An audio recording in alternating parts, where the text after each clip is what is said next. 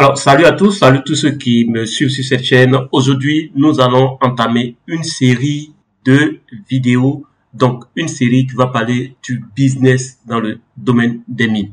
Alors, nous allons commencer aujourd'hui par ce sujet extrêmement important. Pourquoi la plupart des Africains échouent dans le domaine des mines et pourtant, il y a beaucoup d'argent qui se chiffre en milliards de dollars qui sont récupérés dans l'industrie extractive et précisément dans l'industrie minière.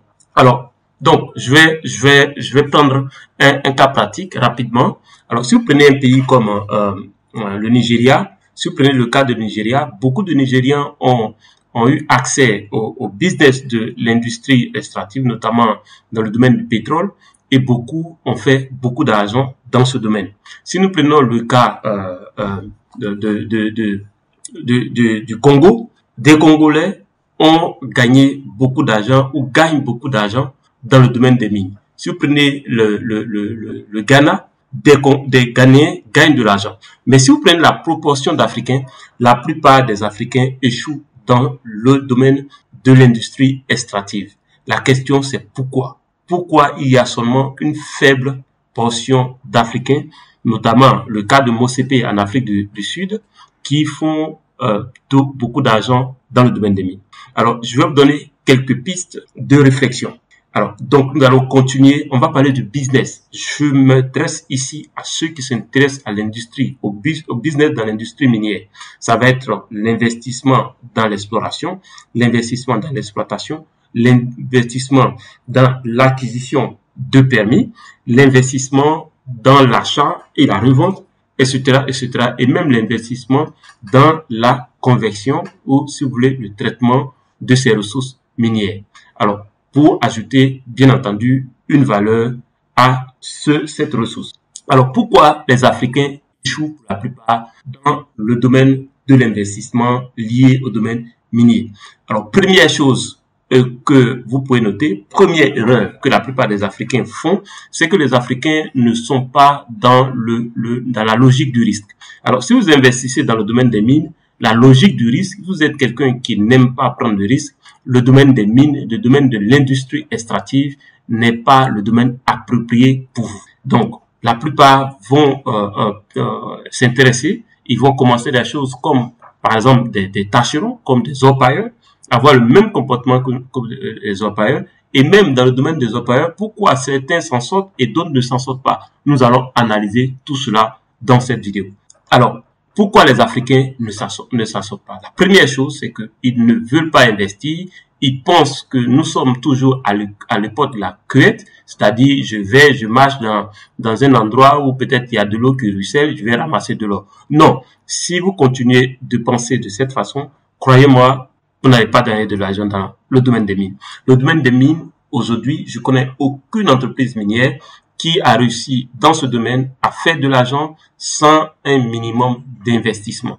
Il n'y a aucune compagnie minière qui a fait beaucoup d'argent sans investir dans l'exploration, sans investir dans les études, sans investir dans la construction et l'exploitation, sans investir globalement dans ce domaine. Alors, si vous n'êtes pas prêt à prendre le risque, si vous n'êtes pas prêt à investir de l'argent, vous n'allez pas gagner de l'argent dans le domaine des mines. D'ailleurs, si vous n'êtes pas prêt à prendre des risques, le domaine des mines n'est pas le domaine pour vous. Parce que c'est un domaine qui est extrêmement volatile, c'est un domaine qui demande des connaissances pointues, et donc si vous voulez opérer comme des analphabètes dans ce domaine, croyez-moi, ce domaine n'est pas pour vous. Vous prenez par exemple un Africain, il va dans un premier temps, il va passer la première barrière, c'est-à-dire l'obtention d'un permis, par exemple, en semi-industriel ou artisanal, simplement, il va passer l'étape, c'est-à-dire il va mettre un peu d'argent, faire les démarches administratives, obtenir le permis, ou peut-être négocier avec quelqu'un qui a déjà fait ces démarches administratives et obtenir le permis par un deal sous forme de joint venture ou sous forme de sous-location, en guillemets, de ce permis. Mais lorsqu'il a passé cette étape, ce qu'il va faire, il va passer tout de suite, chercher à exploiter, penser qu'il va être multimillionnaire en s'attaquant directement à l'exploitation. mon ami, toi qui m'écoutes, si tu as l'intention d'investir dans le domaine des mines, c'est la pire erreur que tu es en train de faire. Parce que, première chose, si tu le fais, tu risques de, par exemple, de récupérer, d'exploiter la zone peut-être qui n'est pas la mieux fournie dans la substance utile que tu recherches. Beaucoup ont raté des gisements. Moi, j'ai déjà parlé dans une de mes vidéos où notre équipe d'exploration s'est rendu compte que lorsqu'on s'est rendu sur un permis, on s'est rendu compte que les orpailleurs qui étaient installés là depuis des années partaient creuser dans d'autres endroits. Pourtant, le gisement était sous le village qu'ils avaient créé, sous leur village, leur campement qu'ils avaient créé. C'est-à-dire, ils vont creuser ailleurs et reviennent dormir sur ce qu'ils recherchent. Et le matin, ils se lèvent, ils s'en vont creuser ailleurs. C'est la naïveté, c'est le manque de connaissances, c'est la méconnaissance de la science, la méconnaissance des systèmes de déposit. Et si vous opérez de cette façon, vous allez avoir le même comportement qu'un orpailleur qui va creuser ailleurs pour chercher l'or, pourtant il revient dormir sur l'or. Et ça arrive beaucoup.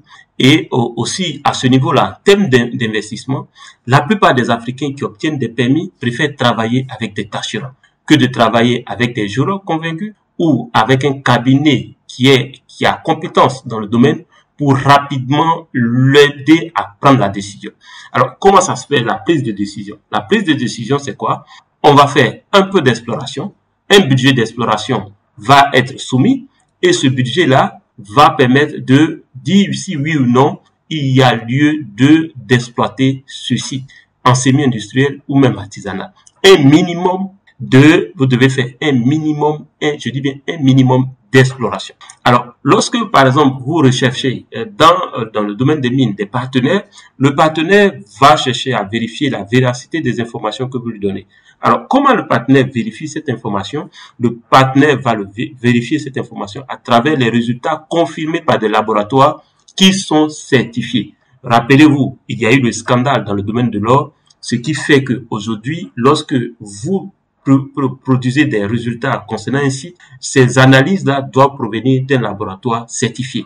En Côte d'Ivoire, par exemple, vous avez des laboratoires tels que SGS qui sont certifiés, des laboratoires comme ALS, des laboratoires comme Veritas. Si vous prenez vos échantillons et que vous partez analyser peut-être dans des endroits non certifiés, cher ami, je pense que vous n'êtes pas réellement un investisseur dans le domaine des mines, mais plutôt quelqu'un qui a envie qu'on lui dise, c'est comme quelqu'un qui veut paraître riche et pourtant il ne l'est pas. C'est la même chose. Vous voulez faire croire que vous êtes investisseur dans le domaine des mines, en réalité, vous ne l'êtes pas. Alors, deuxième chose qu'on voit avec les Africains et ce qui les pousse ce qui fait qu'ils échouent dans le domaine des mines, c'est qu'ils aiment opérer sur la base de coopératives. Alors, notez que quand vous opérez sur la base de coopératives, premier blocage que vous allez avoir, c'est la vision. Dans une coopérative, dès que vous dépassez, je ne sais pas combien de choses, vous ne pouvez pas avoir la même vision. Or, un investisseur doit pouvoir se retrouver dans un groupe où la vision est unie, tout le monde sait où on va, tout le monde est prêt à prendre le risque. Et ce que nous voyons avec les coopératives, moi j'ai eu à analyser des équipes de coopératives, donc des associations en Afrique de l'Est, en Afrique de l'Ouest, notamment au Congo, au Burkina, en Côte d'Ivoire ici, où les gens qui sont en association généralement ne font pas de l'argent. Vous allez voir que lorsque c'est une association, puisque la décision vient, il n'y a pas un noyau, généralement il n'y a pas un noyau qui va prendre la décision. Et la plupart de ceux qui sont dans ces associations sont des gens qui espèrent trouver de l'or sans vouloir mettre de l'argent. Et donc, lorsqu'on va leur soumettre un projet, par exemple, d'exploration ou un projet d'analyse, un projet d'analyse des données, d'approfondir des connaissances par rapport au site qu'ils ont, certains vont se rétracter et vont décourager tout le noyau. C'est pour ça, par exemple, qu'en Afrique, ce business de l'or sous forme d'association, généralement, échoue. Et ça a toujours échoué. À cause de visions divergentes, d'autres personnes divergentes, certains des membres, ont trouvé qu'on dépense trop de l'argent. Ce qu'ils oublient, c'est qu'on ne gagne pas de l'argent dans le domaine de l'or sans investir. Regardez toutes les compagnies minières. Prenez toutes les compagnies minières que vous connaissez. Ces compagnies vont investir dans l'exploration pendant souvent 10, 20 ans avant de pouvoir sortir le premier lingot d'or. Pensez-vous que ces compagnies, ces gens qui développent ces compagnies, qui créent ces compagnies, pensez-vous que ce sont des gens bêtes? Ce ne sont pas des gens bêtes. Parce que le domaine de l'industrie extractive nécessite un maximum de risques, un maximum de connaissances. Et pour réduire le risque, ce qu'il faut faire, il faut connaître son site, il faut maîtriser tous les aspects du permis qu'on a. Regardez comment les compagnies minières opèrent. Ils vont gérer leur budget sur la base d'états. Ils vont segmenter les états. Donc, ils vont commencer peut-être par une carte. Ils vont faire les premiers prélèvements au bateau rapidement. Ils vont envoyer au laboratoire pour voir s'il y a des indices quelque part. Et en fonction de ça, ils vont établir un budget pour la phase suivante, etc., etc. C'est étape par étape. De sorte que lorsqu'ils arrivent, lorsqu'ils constatent qu'il n'y a pas d'espoir, qu'il n'y a rien n'explique pourquoi est-ce qu'il faut aller à l'étape suivante, alors ils cèdent le permis. Et regardez les permis, à chaque fois les permis sont réduits. À chaque fois les permis vont être réduits pour se focaliser sur la zone qui a un réel potentiel. Et la plupart des Africains ne savent pas cela.